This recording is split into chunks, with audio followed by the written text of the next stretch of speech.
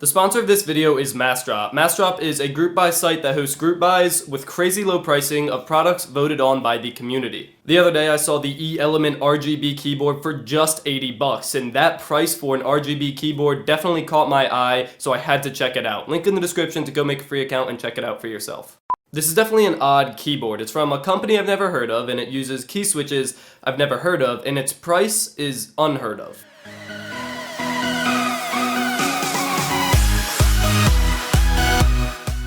When I think of pricing for an RGB keyboard, I think around $180, like some of the options from Corsair. When I think of an affordable RGB keyboard, I'd put it as around $120. But this E-Element RGB keyboard is just $90 on Massdrop, including shipping, and that's pretty mind-blowing. And you might have noticed that I've only mentioned Massdrop as the place to buy it right now because I tried to find it in other places. I searched it up on Amazon and got nothing. I searched it up on eBay and got nothing. And I searched it up on Google even and got nothing. Not even a company website, I got nothing. The only other place I could find this keyboard was on AliExpress.com, where you could get it for $115 with a 35-day delivery time. So if you're considering getting one, you're gonna wanna get it now from Massdrop. The look of the keyboard is stunning. The brushed aluminum just looks really elegant, and then the floating keycap design looks good with the LEDs kind of bouncing off the silver aluminum. I really like the look. And overall, I'd say it looks really good, other than the font. The whole look is generally just kind of good looking, like elegant looking, as I said, but then the font comes out of nowhere and is very gamer-esque, kind of reminding me of Razer, and it just doesn't fit the rest of the keyboard. I really don't like it. I wish they would have went with a more neutral font that more users would like. I want to touch on the outer aluminum plate again. Yes, it looks fantastic, but it doesn't feel that good. It's probably the outer coating of paint they use to get that brushed look,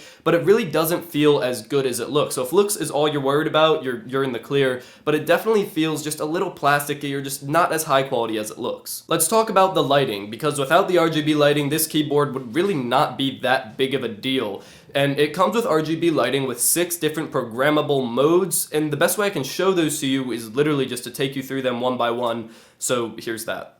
So I'm going to take you through each of these 6 modes of lighting. To turn the lighting on and to control the brightness is FN and the arrow keys. There's the off, and then there's 4 stages of lighting. So there's FN 1, 2, 3, 4, but the 3rd level looks best on camera. And then to cycle through your modes, you just hold the FN key and use these 6 buttons here. They're labeled 1 through 6, and each of them represents a different mode. And you're started off here on the first mode, which just fades through all the colors.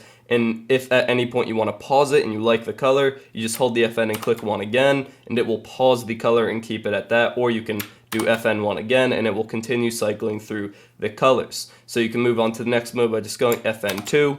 And this is sort of a ripple effect mode, and the first ripple effect is this rainbow type, but if you click FN2 again, it'll turn into just a solid color, and then FN2 one more time, and it'll turn into a solid color ripple effect. So now it's rippling through the different colors, and if, say, I liked pink, I could just do FN2 again, and it would pause it at pink, which is pretty cool, or FN2 again to get back to the rainbow ripple. Then you can go FN3 to get to the 3rd mode, which is like a wave of colors that's not too fast. And then again, if you wanted to pause it, all you have to do is do FN3, and it's paused with green over here, blue over here. FN3 again, we'll just resume it. Moving to the 4th mode is the faster rainbow wave. And again, if you just want to pause it, FN4 pauses it. FN4 again will resume it. And then over to the 5th mode, which is custom setting. In this mode, you can set every single key to any color you want. You can see that I have it alternating by row blue and white for MS Tech colors.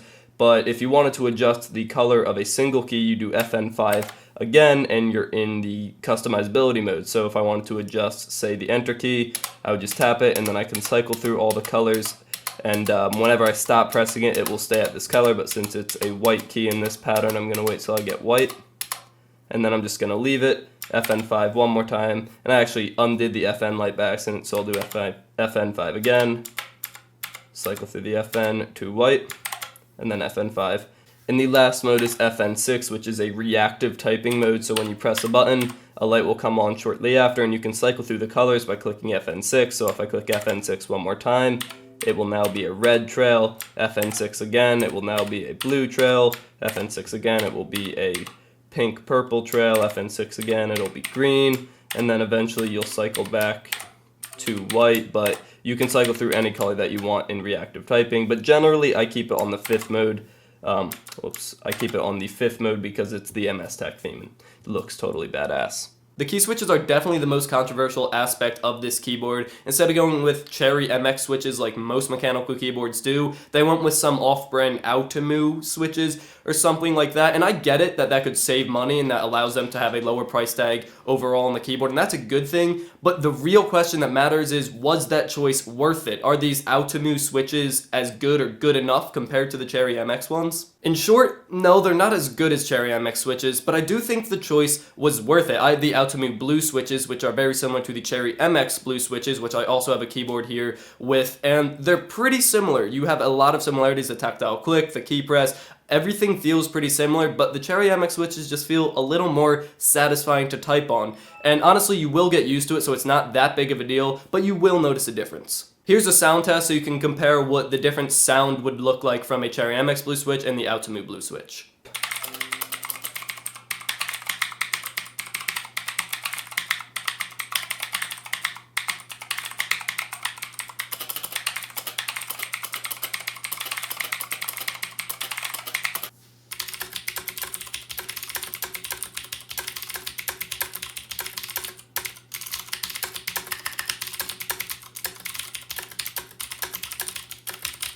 To somebody new to mechanical keyboards, you will not notice the difference. It'll feel great to you and you'll love it. But to somebody that's had a little bit of experience with different types of keyboards and switches like myself, I definitely noticed a difference right out of the box compared to regular Cherry MX Blue switches. But you do get used to it, as I said. I've been using it for about a week now, and I'm already very used to it. It was just that initial impression that threw me off a little bit. So that's it for this video. That is the E-Element RGB keyboard, a hard to find but affordable RGB keyboard that may not be the best keyboard, but it's definitely worth the money that you pay for it if you are getting it for less than $100 like you can on Mass Drop. So thank you for watching. Subscribe if you want to see more content, and as always, stay classy.